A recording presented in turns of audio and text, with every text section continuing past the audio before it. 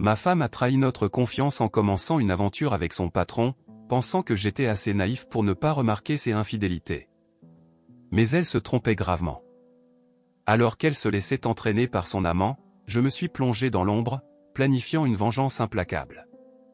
Maintenant, je suis sur le point de montrer que la trahison a un prix.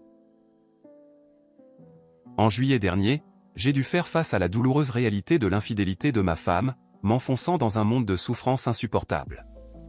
La trahison a été un choc total pour moi, car je n'avais jamais rien suspecté pendant nos 8 années de mariage. J'étais heureux et comblé.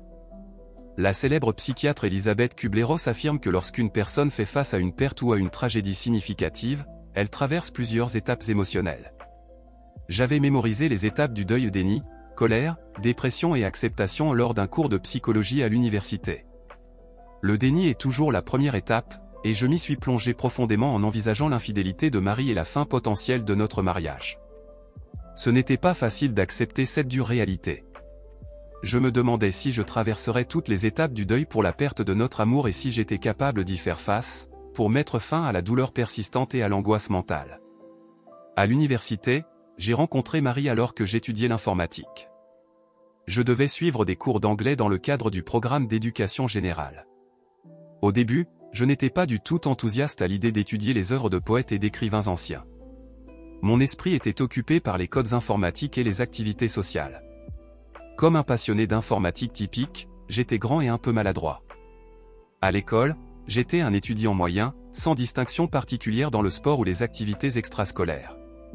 Cependant, ma force résidait dans l'informatique, ce qui faisait de moi un visage connu parmi mes camarades, même si mon nom leur échappait souvent.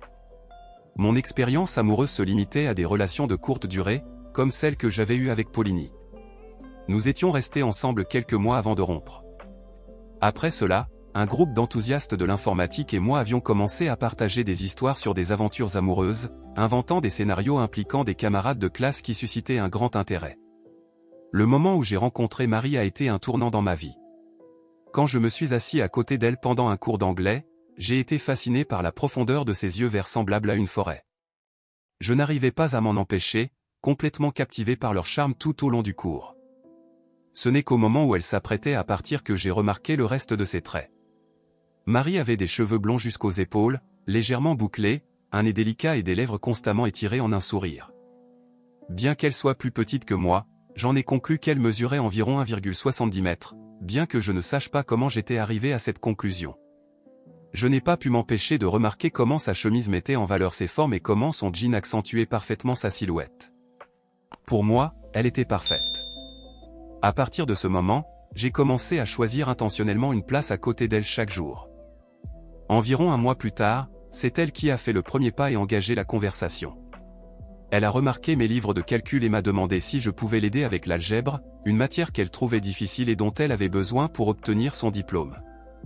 J'aurais accepté n'importe quelle demande de sa part. Nous avons commencé à nous retrouver à la bibliothèque les mardis et jeudis après les cours. Bien que j'essayais de me concentrer, la plus belle fille était assise à côté de moi, et cela mettait mes pensées dans un désordre complet. Étonnamment, les séances de tutorat ont porté leurs fruits. À sa grande joie, Marie a obtenu un B+ à l'examen intermédiaire.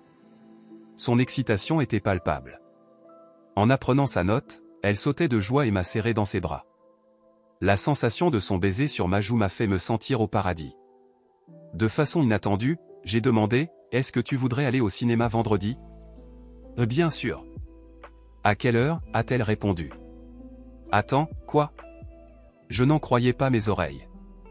Quand je suis retourné à mon dortoir, j'avais l'impression de marcher sur des nuages. La semaine suivante est passée comme un éclair. Je suis même allé au magasin pour acheter une nouvelle veste et un polo. Mes amis excentriques se sont moqués de moi sans relâche, mais j'ai tout pris avec le sourire. Je comptais anxieusement les minutes jusqu'à notre rendez-vous. Enfin, vendredi est arrivé. Lors de notre premier rendez-vous, nous sommes allés au cinéma voir le dernier film de la franchise Astérisque Halloween Astérisque. Ce n'était pas le choix le plus sophistiqué de divertissement.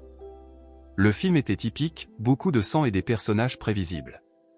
Je m'attendais un peu à ce que Marie se blottisse contre moi de peur, mais elle est restée imperturbable. Néanmoins, nous nous sommes tous les deux beaucoup amusés. Marie et moi chuchotions à propos de qui serait la prochaine victime à l'écran et, la plupart du temps, elle devinait juste. Lorsque la soirée s'est terminée, je lui ai rapidement donné un baiser d'au revoir. Lors de notre 4e rendez-vous, elle m'a invité dans son dortoir. Nos démonstrations physiques d'affection étaient un peu maladroites, mais elles semblaient lui plaire, car elle m'a invité à revenir après notre prochain rendez-vous. Ce fut le début de notre relation. À ma grande surprise, nous avons découvert de nombreux intérêts communs. Nous partagions les mêmes goûts pour les films, les livres et même certains plats, ce qui a renforcé notre amour mutuel. Après quelques mois, j'ai réalisé que j'étais profondément amoureux. À mesure que la fin du semestre approchait, j'étais convaincu qu'elle ressentait la même chose pour moi. Nous étions comblés de bonheur. Peu avant les vacances de Noël, alors que nous étions couchés ensemble dans son lit, j'ai ouvert mon cœur et confessé mon amour, en lui disant qu'elle était la meilleure chose qui me soit jamais arrivée. Son sourire était radieux, et elle a répondu en prononçant ces mots magiques, « Je t'aime aussi ». La vie ressemblait à un rêve devenu réalité. Bien que nous n'ayons pas eu de cours ensemble au semestre de printemps, nous avons continué à étudier tous les jours à la bibliothèque après les cours, reprenant là où nous nous étions arrêtés avant les vacances. Notre amour a fleuri. Chaque semaine, pendant les vacances de printemps, nous planifions des randonnées et des parties de pêche, mais nous finissions par passer toute la semaine confortablement à la maison. Lorsque la dernière soirée est arrivée, j'ai rassemblé mon courage, me suis mis à genoux et ai demandé Marie en mariage. Avec de la joie dans les yeux, elle a accepté. 3 mois plus tard, nous avons participé à la remise des diplômes, et 6 mois après cela, nous avons échangé nos vœux et sommes devenus mari et femme. Après l'obtention de mon diplôme, j'ai décroché un emploi dans le domaine de la sécurité informatique. L'entreprise pour laquelle je travaillais se spécialisait dans l'implémentation de logiciels de sécurité dans les systèmes de petites entreprises comptant entre 10 et 50 employés.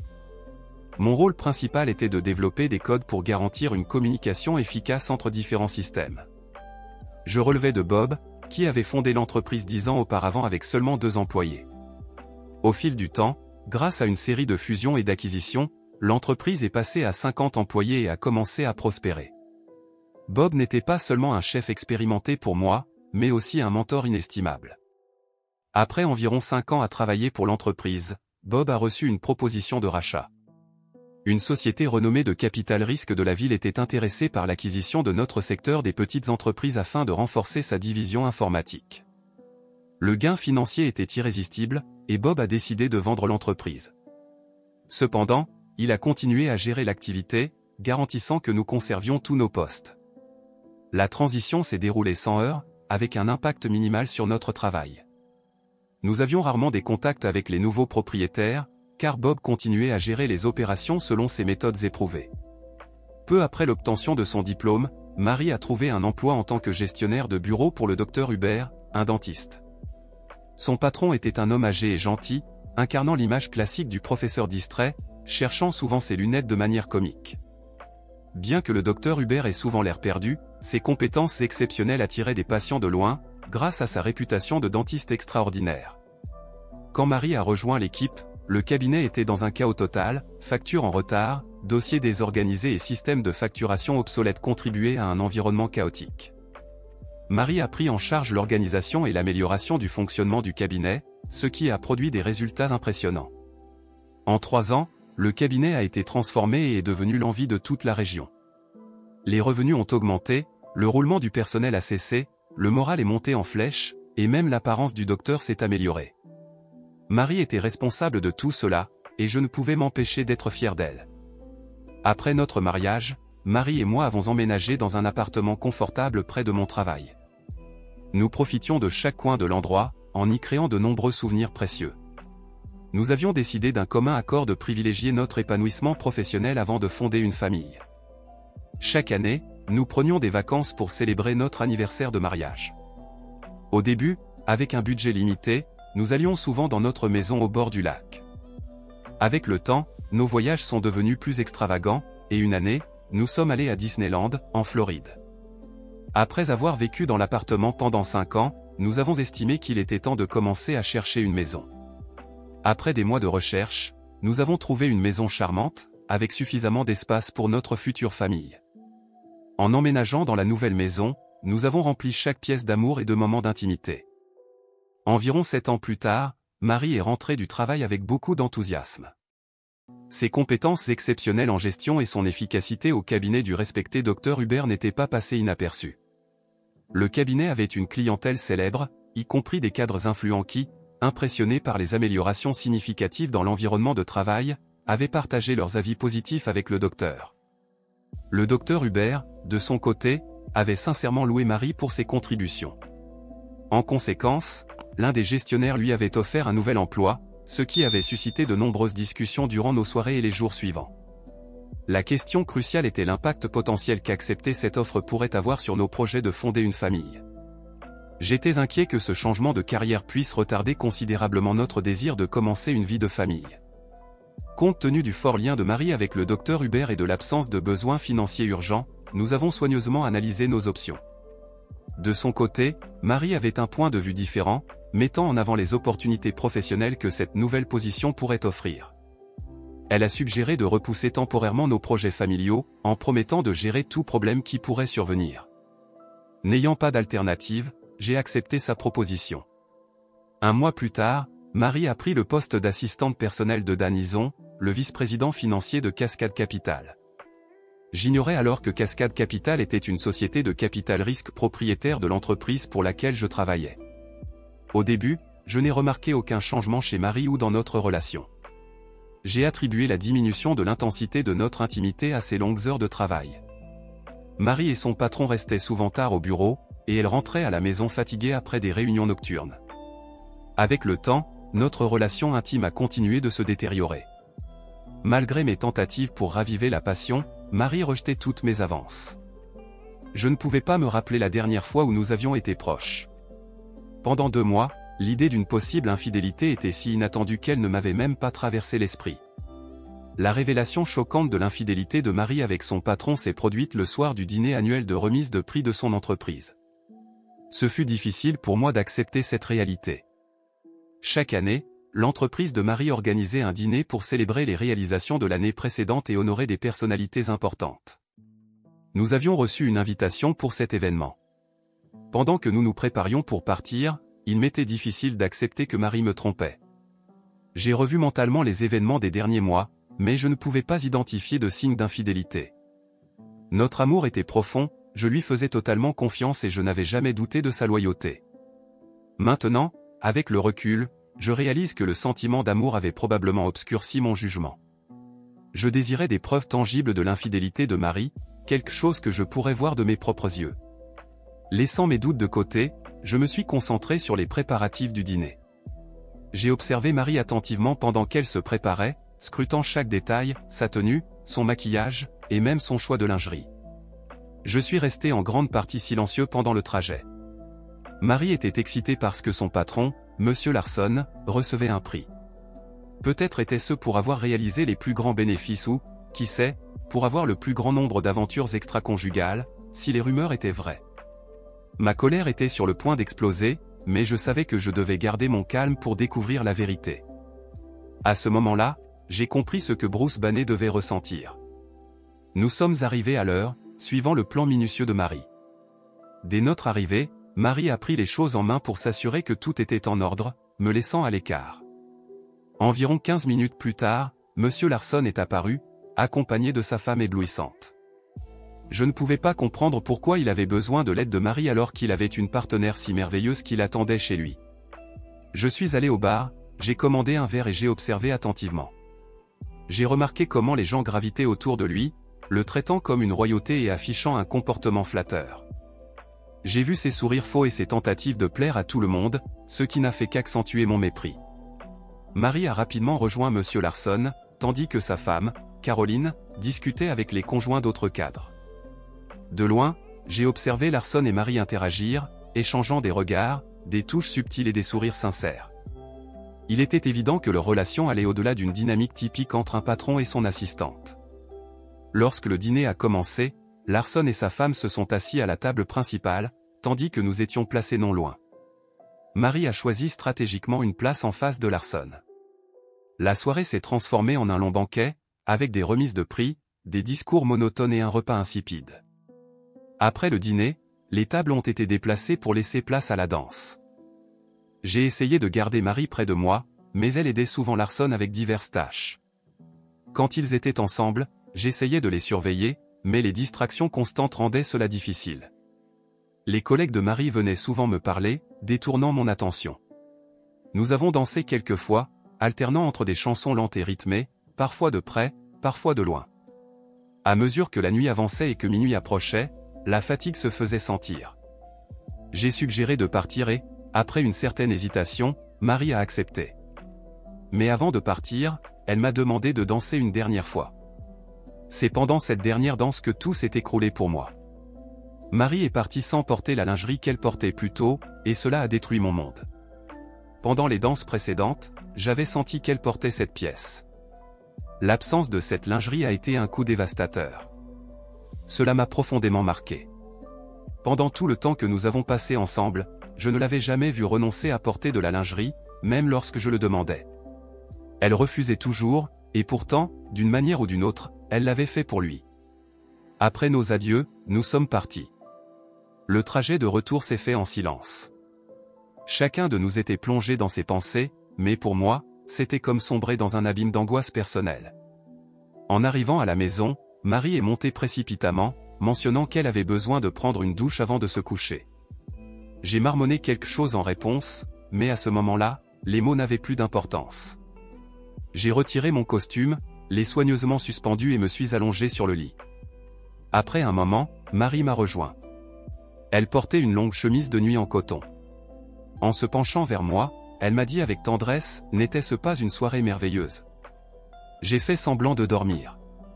Elle m'a embrassé sur la joue, puis s'est tournée de l'autre côté. Alors que la respiration de Marie ralentissait, indiquant qu'elle s'endormait, mes larmes imbibaient mon oreiller. Le lendemain matin, sous les jets brûlants de la douche, j'ai eu l'impression d'avoir parcouru tout le spectre des émotions humaines, amour, haine, colère, souffrance, et puis des pensées de vengeance, mêlées à de brefs moments de pardon. J'ai lutté contre le sentiment d'insuffisance pour ne pas avoir su garder foi en mon partenaire. Je me sentais aussi stupide de ne pas avoir reconnu plus tôt sa trahison. Au final, il y avait un sentiment de triomphe pour avoir découvert la vérité. Mon esprit était un tourbillon d'émotions contradictoires, un chaos de pensées qui s'entrechoquaient les unes contre les autres. À la fin de la douche, j'étais envahi par la colère. Elle devait être punie d'une manière ou d'une autre. Dans les jours qui ont suivi, j'ai cherché des moyens de lui faire du mal pour avoir trahi notre mariage. J'ai rejeté l'idée de destruction et douté de ma capacité à la confronter avec violence. Il devait y avoir une autre solution. Je ne pouvais ignorer l'implication de Marie dans cette histoire. Elle m'avait trompé, trahissant son serment de loyauté. En réfléchissant à notre histoire commune, je me demandais où j'avais échoué. Qu'est-ce qui l'avait poussé à perdre le respect pour moi? Quand cela s'était-il produit? Avait-elle succombé à la richesse et à l'influence de Larson? Je lui faisais confiance, j'avais consacré des années de ma vie à elle parce que je croyais en elle. Des années que je ne pourrais jamais récupérer. Maintenant, nous devions tous les deux affronter les conséquences. Quelques jours plus tard, la décision s'est imposée d'elle-même. Marie est allée faire du shopping sous le prétexte d'acheter des chaussures, comme elle l'a dit, mais elle a laissé son ordinateur portable sur la table de chevet, ce qui a ouvert de nouvelles possibilités. Si je pouvais pirater leur système, je pourrais peut-être me venger. J'ai allumé son ordinateur, me suis connecté au réseau de travail et attendu que l'écran de connexion apparaisse. Considérant les habitudes de Marie, son mot de passe n'était probablement pas très compliqué. Mais avant de faire une première tentative, j'ai remarqué son journal intime posé non loin. Étant mariée à un expert en sécurité informatique, Marie n'oserait pas enfreindre la règle fondamentale de protection des mots de passe, ou peut-être que si. J'ai feuilleté les pages du journal et trouvé la section concernant la lettre P, où, sans surprise, son mot de passe était écrit. En continuant ma recherche, je suis tombé de manière inattendue sur un véritable trésor. J'ai trouvé non seulement ses identifiants, mais aussi ceux de Larson. En plus, il y avait des numéros de carte de crédit, des détails de compte bancaire, des dates de naissance et des numéros de sécurité sociale. Je me suis précipité vers une photocopieuse et ai fait des copies de toutes les pages du journal. J'ai décidé de remettre à plus tard une étude plus approfondie du système. Quelques jours plus tard, une nouvelle opportunité s'est présentée. En sortant de la maison, Marie a de nouveau laissé son ordinateur sans surveillance sur le comptoir. Saisissant l'occasion, j'ai allumé l'ordinateur et me suis connecté à son compte en utilisant le mot de passe que j'avais trouvé. Travaillant pour le vice-président, Marie avait un accès presque illimité à tout le système, les fiches de paie, les achats, la comptabilité et une grande partie des systèmes de production. J'avais commencé par regarder les emails, mais sans entrer dans la correspondance personnelle de Marie. Je n'avais pas l'intention de m'immiscer dans les détails de sa vie privée, surtout que j'essayais déjà de rester calme. J'étais sûr qu'il devait exister un moyen de riposter. À l'ère des données numériques, mon attention s'était tournée vers le système de comptabilité, qui, à ma grande surprise, était simple et dépourvu de mesures de sécurité fiables.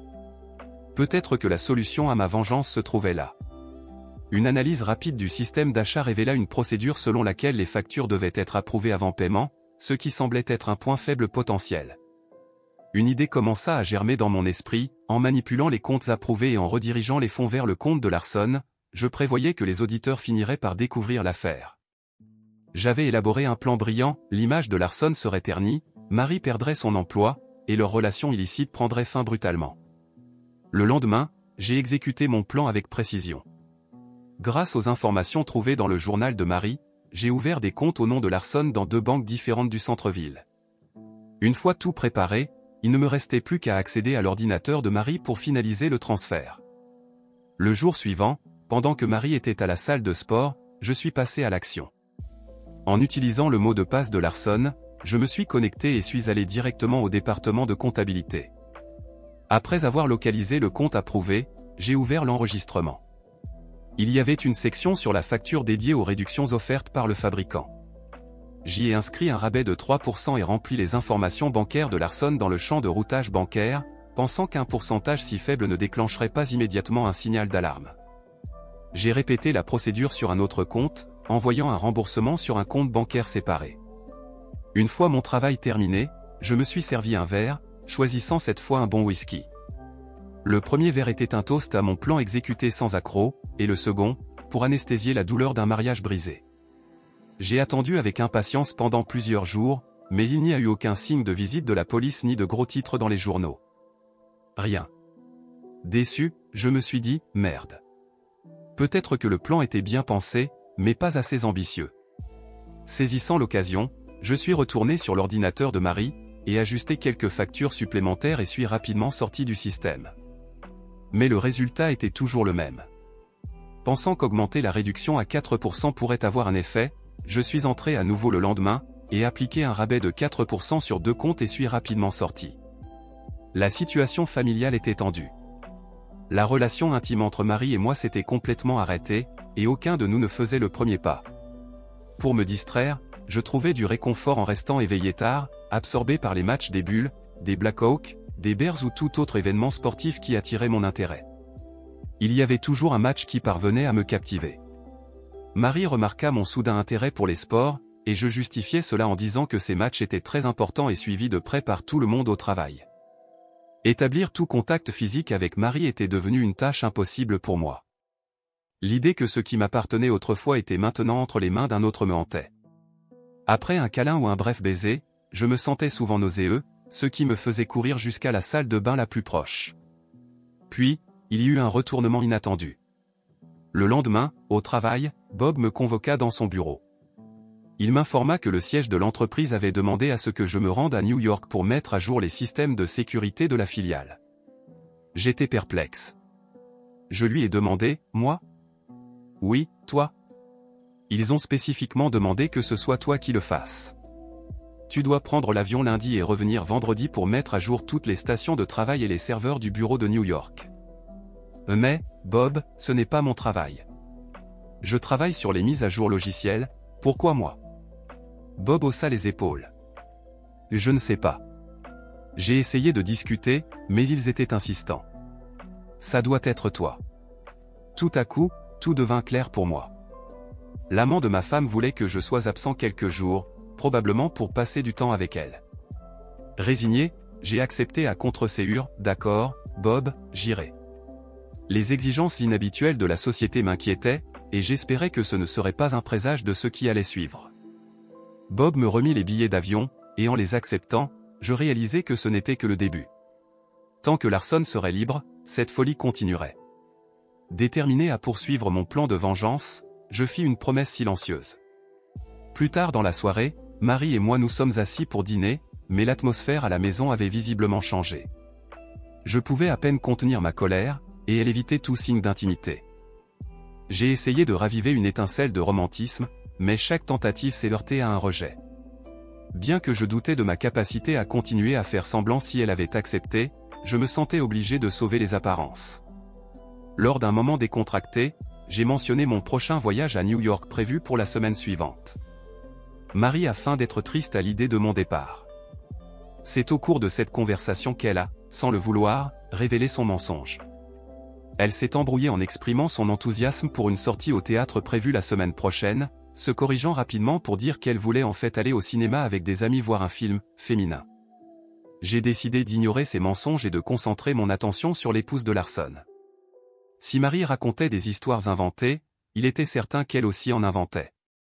Mon envie de whisky s'est intensifiée, et j'ai envisagé avec impatience cet échappatoire pour anesthésier la réalité de la participation de Marie dans ce stratagème. Cela l'a placée au centre de mes préoccupations. Le lendemain, j'ai ouvert des comptes à son nom dans 2 banques du centre-ville. À la fin de la semaine, j'avais déjà créé plusieurs comptes en ligne et détourné des fonds vers les comptes de Larson et de Marie. Leur chute approchait rapidement. Je sentais un changement s'opérer en moi, un éloignement de la façade amicale que j'avais toujours maintenue. Un côté sombre de ma personnalité faisait surface, un côté que j'avais auparavant ignoré et hésité à accepter. Ma frustration grandissait alors que je me demandais pourquoi le service comptable n'avait pas encore découvert le détournement. Le voyage à New York fut à la fois excitant et instructif, mais le vol lui-même était désagréable. J'ai toujours détesté voler, surtout après les événements du 11 septembre, qui avaient rendu les voyages aériens plus éprouvants, avec des mesures de sécurité renforcées, des longues attentes et une fatigue accrue. Ce voyage n'a pas fait exception. En arrivant à l'hôtel, je me suis immédiatement reposé. Le lendemain, je me suis occupé des tâches de bureau, terminant les mises à jour vers 14 heures. Cependant, le reste du voyage a été consacré à résoudre divers problèmes, tels que des câbles usés, des cartes graphiques défectueuses et un disque dur cassé. Finalement, tout cela m'a semblé vain, ce qui a alimenté davantage ma frustration face à la relation illicite entre ces 2 personnes. Mardi soir, j'ai passé la majeure partie de mon temps dans ma chambre d'hôtel, ne sortant que pour une brève visite à l'Empire State Building. Jusqu'à mon départ vendredi, je suis rentré chez moi tard dans la soirée et j'ai salué Marie d'un rapide baiser sur la joue avant d'aller me coucher, lui épargnant ainsi l'effort de trouver des excuses pour décourager mes avances. Ce voyage à New York m'a poussé à reconsidérer ma vision sur la façon dont cette situation serait finalement résolue. Quelle serait la conclusion idéale que j'espérais? Et qu'en était-il de l'épouse de Larson, Caroline? Dans les semaines qui ont suivi, j'ai réussi à accéder plusieurs fois au système de Larson, espérant que les auditeurs découvriraient bientôt le crime. À ce stade, le montant impliqué avait déjà considérablement augmenté. Puis, soudainement, j'ai été envoyé à Denver. Bob m'a informé que le bureau de New York avait été impressionné par mon travail et voulait que je fasse un effort similaire à Denver. Bob et moi étions tous 2 intrigués par cette tâche. En arrivant à Denver, j'ai rencontré une situation similaire. J'ai passé quelques jours à apprendre les bases de la sécurité des systèmes et le reste du temps à me détendre dans ma chambre d'hôtel. En utilisant l'ordinateur de Marie, j'ai découvert les faux comptes bancaires du couple illégitime, contenant plus d'1 million. Il semblait que Marie et moi allions divorcer. Cela m'a fait réfléchir, cet argent serait-il considéré comme un bien acquis en commun? J'ai pris cette idée avec humour, mais la possibilité de cette somme d'argent me hantait dans les jours suivants.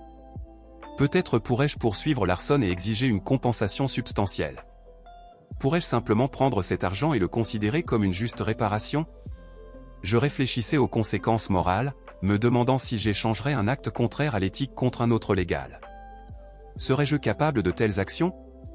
Ils ont ruiné ma vie, détruit mon respect. Est-ce que je raisonne correctement? En fin de compte, j'ai décidé de prendre le risque.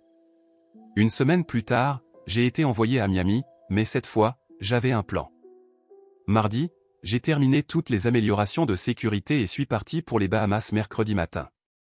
Ouvrir un compte bancaire au nom de Larson fut une tâche facile.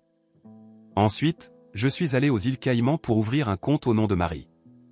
De retour à Miami pour le vol de retour, j'ai atterri complètement épuisé. Je suis allé directement au lit et je n'ai pas fermé l'œil jusqu'à midi samedi. 2 semaines plus tard, je me trouvais dans un avion en direction de Boston. Malgré les complications logistiques, j'ai réussi à trouver le temps de me rendre à Zurich pour ouvrir quelques comptes. À mon retour, j'ai entamé le processus de transfert de fonds vers ces comptes offshore, en déplaçant l'argent entre différents comptes à des intervalles variés. Cette routine s'est poursuivie pendant les mois suivants. Toutes les 3 semaines environ, je partais pour des voyages d'affaires apparemment fructueux dans des villes comme Seattle, Phoenix et Atlanta. Lors de mon voyage à Phoenix, j'en ai profité pour prolonger mon séjour jusqu'à Mexico afin d'ouvrir un autre compte offshore. De retour chez moi, j'accédais régulièrement au système comptable de Larson, ajustant les comptes et redirigeant les fonds via des banques locales avant de les envoyer à l'étranger. La complexité de la planification et de l'exécution de ces manœuvres m'apportait un certain réconfort au milieu du chaos ambiant. Pendant ce temps, ma relation avec Marie se détériorait au point que nous nous comportions davantage comme des colocataires. Notre communication se limitait à de rares moments où nos vies se croisaient, tandis qu'elle protégeait son propre univers de mon observation. Malgré mes tentatives pour réduire la distance, notre relation restait tendue. Chaque effort de rapprochement se soldait par des disputes, souvent déclenchées par des raisons aussi insignifiantes que la manière d'organiser la vaisselle dans le lave-vaisselle ou l'endroit où poser une tasse de café. Je ne pouvais m'empêcher de soupçonner que ces conflits étaient délibérément créés pour masquer leur affection mutuelle. Un incident, en particulier, attira mon attention. Je trouvai dans l'agenda de Marie un rendez-vous pour déjeuner avec Larson. À l'approche de l'heure du déjeuner, j'achetai une douzaine de roses et me rendis à son bureau. Les femmes présentes complimentèrent les fleurs et me félicitèrent pour être un mari attentionné. Malheureusement, Marie était en réunion à ce moment-là. Lorsqu'elle s'apprêtait à sortir pour déjeuner, je demandai la permission de laisser les fleurs sur son bureau, ce qu'elles acceptèrent volontiers. En entrant dans le bureau de Marie, je refermai rapidement la porte et m'installai à son bureau. Après m'être connecté à son ordinateur, j'apportai quelques modifications à des comptes et accédai à un compte bancaire, sachant pertinemment que cela laisserait une trace. Cela pourrait servir de preuve si les auditeurs détectaient une activité suspecte. Je répétai ensuite le même processus dans le bureau de Larson. Pendant que j'étais sur son ordinateur, je poussai mes investigations un peu plus loin.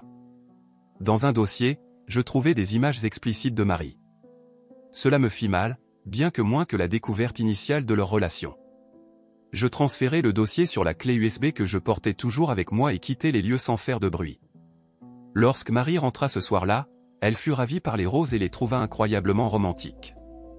En conséquence, je reçus même une faveur spéciale de sa part. Je ne refusai jamais un tel geste, alors j'en profitai pleinement, et nous passâmes l'une des soirées les plus agréables depuis longtemps. Pourtant, je ne pouvais ignorer le retour imminent à la réalité, ma femme, son amant et moi.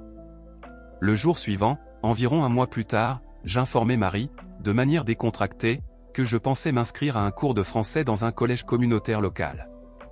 Les cours étaient prévus les mardis et jeudis soirs. Elle sembla clairement enthousiasmée par l'idée d'avoir 2 soirées supplémentaires à passer avec son amant. Ce choix faisait partie de mon plan conscient de m'éloigner progressivement, et tout en passer loin de Marie aidait à soulager la tension. Malgré les absences fictives liées au travail, je parvins à suivre les cours sans difficulté. Je restai en contact avec le professeur, qui se montra coopératif, et obtint finalement un B au cours. L'affaire était toujours en cours, et les auditeurs n'avaient détecté aucune irrégularité. Je ne pouvais m'empêcher de me demander qui était à l'origine du stratagème et comment ils avaient réussi à éviter d'être découverts. Je pensais brièvement à Fenima et Fredma, mais ce ne fut qu'une digression. J'avais le pressentiment que tout cela prendrait bientôt fin. L'entreprise de Marie était en train de finaliser les états financiers de l'année fiscale, ce qui incluait la réconciliation de toutes les disparités dans les fonds. Ils réussirent à avancer pendant le voyage. En me relaxant au bord de la piscine d'un hôtel à Los Angeles, je reçus un appel urgent de Marie. Elle m'informa de l'audit en cours et prédit un retard. Elle me demanda également de ne pas essayer de la contacter ce soir-là. Tranquillement, je sirotai mon smoothie à la banane et la consolai, lui assurant mon soutien et lui souhaitant bonne chance. Sans hésiter, je commençai à mettre en œuvre ma stratégie de sortie. Je transférai rapidement l'argent sur un compte au Mexique et, immédiatement, je pris un vol pour ma destination. Je retirai tout l'argent et les titres au porteur, les cachant dans un coffre-fort à Los Angeles. Plus tard dans la journée, Marie m'a appelé, m'expliquant certains problèmes et m'a demandé de rentrer immédiatement à la maison. J'ai répondu que j'étais occupé à organiser la sécurité, mais j'ai promis d'essayer de revenir d'ici jeudi. J'ai commandé un autre cocktail à la banane et n'ai pas pu m'empêcher de sourire intérieurement, il semblait que la tempête avait enfin éclaté. Le lendemain, des sources d'informations en ligne rapportaient leur arrestation. Le cadre supérieur et sa partenaire romantique étaient impliqués dans un vaste système de fraude. Les photos qui accompagnaient les articles n'étaient pas flatteuses. Selon les découvertes, l'amant avait détourné des fonds de plusieurs comptes à des fins personnelles. De plus, le rapport indiquait que les enquêteurs avaient retracé les mouvements d'argent jusqu'aux îles Caïmans et prévoyaient de collaborer avec les autorités locales pour accéder aux comptes. Après être rentré chez moi jeudi soir, je me suis rendu au tribunal tôt le lendemain matin. J'ai utilisé la maison comme garantie pour assurer la libération de Marie, et vers 14 h, elle a été remise en liberté sous ma garde. Le trajet du retour s'est déroulé dans un silence à peine interrompu par les larmes de Marie. En arrivant, elle a couru à l'étage pour prendre une douche, expliquant qu'elle devait se débarrasser de l'odeur de la prison. Cela m'a rappelé des souvenirs d'elle se précipitant dans la salle de bain après le dîner de remise de prix l'année dernière. Je me suis servi un whisky et j'ai attendu en bas. Peu après, Marie est descendue vêtue d'un long peignoir et s'est assise en face de moi. Elle a proclamé son innocence, affirmant qu'elle n'avait pris aucun argent. Elle n'a pas abordé le sujet de l'affaire, ni pour le confirmer ni pour le nier. J'ai décidé de ne pas insister, suggérant qu'il pouvait s'agir d'un malentendu et assurant que nous contacterions l'avocat pour contester les accusations. L'atmosphère à la maison devenait de plus en plus tendue à l'approche du procès. Marie est restée silencieuse, évitant soigneusement toute mention de l'arson. Mes journées sont devenues monotones, le travail étant le seul moment marquant. L'arson a décidé de contester les accusations, et Marie assistait parfois à des réunions avec l'avocat. Marie sortait rarement de la maison et je ne savais pas comment leur relation allait évoluer, mais j'ai appris que la femme de l'arson, Caroline, avait demandé le divorce. Malgré les circonstances, Marie a essayé de maintenir une relation amicale avec moi. Quand je rentrais à la maison, elle cuisinait généralement, mais ne mentionnait jamais l'arson ni les événements de l'année précédente. J'imagine qu'elle tentait d'oublier le passé et de restaurer notre relation. Elle a fait quelques efforts pour se rapprocher de moi, auxquels j'ai répondu. Pendant les heures de travail, je me tenais informé de la situation en lisant des articles dans les journaux. Selon les rapports, les enquêteurs fédéraux avaient tracé les mouvements d'argent des îles Caïmans à Zurich, puis au Mexique, où ils avaient malheureusement perdu la trace. Malgré tous leurs efforts, il était toujours impossible de récupérer les fonds. Je m'attendais presque à ce que la police vienne m'arrêter, mais jusqu'à présent, rien ne s'était produit. À l'approche du procès, Marie faisait de plus en plus d'efforts pour gagner ma faveur, mais il était trop tard. J'ai consulté un avocat spécialisé en divorce et préparé les documents nécessaires. Le procès a été court et n'a duré que 3 jours. Entre-temps, les médias avaient détourné leur attention vers d'autres scandales, reléguant celui-ci au second plan. Pendant le procès, Marie et l'arson étaient assis de part et d'autre de la table des accusés, chacun accompagné de son avocat. J'ai assisté aux 3 jours du procès, observant attentivement comment les auditeurs dressaient le tableau du crime et traçaient les transactions jusqu'aux ordinateurs de Marie et l'arson. Il était évident que les deux allaient subir de lourdes conséquences. L'accusation a décrit l'arson comme dominant et manipulateur, tout en le présentant comme un complice naïf. Je pense que les arguments de l'accusation ont influencé le jury. Après 3 jours de procès, le jury s'est retiré pour délibérer. Marie et moi sommes allés dans une petite salle de réunion pour attendre. Je ne pouvais pas attendre de tourner définitivement cette page. J'ai sorti les papiers du divorce de ma poche, invoquant des différends irréconciliables comme motif. Marie a accepté avec un cœur lourd. J'avais envisagé de mentionner l'adultère, mais j'ai confessé, je ne t'accuse pas de trahison, mais plutôt moi-même. J'ai poursuivi en expliquant qu'il y a 1 an, lors du dîner de remise des prix, la femme de l'arson, Caroline, était venue à mon bureau. Elle avait engagé un détective privé pour suivre son mari et disposait de preuves de son infidélité. Au début, j'ai rejeté ces allégations, mais mes doutes ont été confirmés lorsque je vous ai vu, toi et l'arson, ensemble lors du dîner. J'étais anéanti. Plus tard, j'ai écrit une lettre à Caroline pour lui présenter mes excuses. Ce n'est qu'après que l'arson m'a envoyé à New York que j'ai réalisé que le véritable objectif du voyage était de promouvoir sa relation avec toi. Je me demandais comment il avait réussi à convaincre Caroline de quitter la ville. À ma grande surprise, le mardi soir, elle est apparue à la porte de ma chambre d'hôtel. Nous avons passé la nuit à boire du vin, à partager notre douleur commune et à révéler l'ampleur de la trahison de Larson. Caroline m'a raconté que le détective privé avait enregistré leur conversation à propos de mon voyage. Elle s'était proposé de quitter la ville et de rendre visite à sa mère avant que Larson n'ait à trouver une excuse. Notre temps à New York s'est principalement déroulé dans une chambre d'hôtel, à part une visite à l'Empire State Building, où Caroline était ma guide touristique. Je tiens à préciser que nous avons respecté une limite stricte et qu'il n'y a eu aucun contact physique entre nous durant tout ce temps.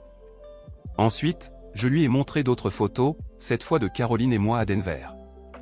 Elle était soudainement apparue à Denver et avait joué des enregistrements de conversations entre toi et ton partenaire, en particulier celle où il te demandait de te distancier physiquement de moi. C'est à ce moment-là que j'ai compris pourquoi notre vie intime s'était détériorée. Après une bouteille de whisky, Caroline et moi nous sommes consolés dans les bras l'un de l'autre. Notre relation n'était pas basée sur l'amour, mais sur le fait que nous étions deux âmes perdues réunies par les actions de nos partenaires. Ensemble, nous avons tenté de soigner les blessures infligées par Larson et par toi. J'ai montré d'autres photos de Caroline et moi prises à Seattle, Phoenix et Boston. Sur ces photos, Caroline et moi explorions des endroits dont toi et moi avions parlé. À ce stade, nous étions passés au stade de bons amis avec des avantages. Plus tard, je lui ai montré des photos prises à Miami, où Caroline était incroyable en bikini. De plus, il y avait une autre femme sur les photos. Cette femme, vois-tu, est une amie proche de Caroline. J'ai expliqué, tu te souviens quand je t'ai parlé de mon fantasme d'être avec deux femmes en même temps? Eh bien, laisse-moi te dire, ça a dépassé toutes mes attentes. Marie était dévastée, des larmes se sont formées dans ses yeux. J'ai ressenti du regret aussi. Si seulement tu avais avoué ton infidélité plus tôt, peut-être aurions-nous pu régler les choses. Si tu étais venu me voir plus tôt pour me dire que tu voulais mettre fin à notre mariage à cause de Larson, cela m'aurait blessé, mais pas autant que cela me fait mal maintenant. Je suis désolé pour toute cette situation. En me levant pour partir, j'ai dit « Adieu, Marie. Je t'ai aimé autrefois. » Et sur ces mots, je suis parti. Lorsque le verdict a été annoncé, j'avais déjà fini de faire mes valises. Les deux ont été déclarés coupables, comme l'argent n'a pas été restitué, Larson a été condamné à 7 ans de prison et Marie a reçu une peine de 3 ans de prison et 2 ans de liberté conditionnelle. Mon avocat a obtenu le droit de vendre la maison et tous les biens restants à l'intérieur. J'ai donné des instructions pour emballer toutes les affaires de Marie et les conserver en toute sécurité. Les bénéfices de la vente de la maison devaient être déposés dans un compte fiduciaire pour Marie, tout comme la moitié de nos économies. À minuit, j'étais déjà en route pour la France, assis sur la terrasse et regardant la mer. Je pouvais voir la plage au loin, bien qu'elle soit à 3 rues de là. J'y allais presque tous les jours, savourant une bonne bouteille de vin et réfléchissant aux événements de l'année passée. Après mon déménagement dans le sud de la France, je ne suis pas retourné aux États-Unis depuis plus d'1 an. Depuis le procès, je n'ai eu aucun contact avec Marie. Je me rends compte que je deviens un ermite dans mon château, je l'appelle ainsi, bien que ce ne soit qu'une maison modeste. Pourtant, elle m'appartient. Caroline m'a rendu visite plusieurs fois, mais notre relation est restée au niveau d'amis avec des avantages. J'avoue que ces avantages étaient plutôt agréables. Lors d'une des rencontres, son amie s'est jointe à nous, et la deuxième fois, l'expérience n'était pas moins plaisante. Le divorce de Caroline s'est déroulé sans problème et, sans aucun doute, elle rendra un homme chanceux heureux, s'il peut gérer ses problèmes de confiance. Elle était au courant de mes intentions de régler les questions avec Larson et Marie et considérait cela comme une solution parfaitement acceptable pour nous deux. Elle est heureuse dans sa vie et va de l'avant. Quant à moi, je fais face à mes propres défis. Bien que je n'ai pas besoin de travailler grâce à la richesse que j'ai acquise, j'ai ouvert une petite entreprise en ligne. Je me spécialise dans le développement de logiciels pour l'intégration de systèmes, un domaine similaire à ce que je faisais pour Bob. Je peux tout contrôler à distance. Après avoir signé plusieurs contrats, je ne me distrais pas du travail. J'ai même reçu un email de Bob, dans lequel il soulignait mes efforts et se proposait de recommander plusieurs clients. Je l'ai remercié pour son geste. Les femmes de la boulangerie rient toujours de mes tentatives de parler français, mais elles m'enseignent gentiment de nouveaux mots chaque jour. Je pense que, lorsque j'atteindrai 100 ans, je maîtriserai enfin cette langue. Je progresse dans le dépassement de la trahison de Marie et de notre divorce, mais je trouve de plus en plus difficile de gérer mes propres décisions. Je me souviens d'un cas que j'ai étudié en cours de psychologie à l'université, à propos d'un mari qui avait disparu et réapparu des années plus tard. Il avait disparu après avoir quitté le travail un jour, vivant dans la région de la baie de San Francisco avec sa femme et ses 2 jeunes enfants. Il était parti plus tôt du travail le matin du match de la World Series entre les Oakland Athletics et les San Francisco Giants. Le cas décrit en détail comment, au moment de quitter le travail, un grand tremblement de terre a frappé la région.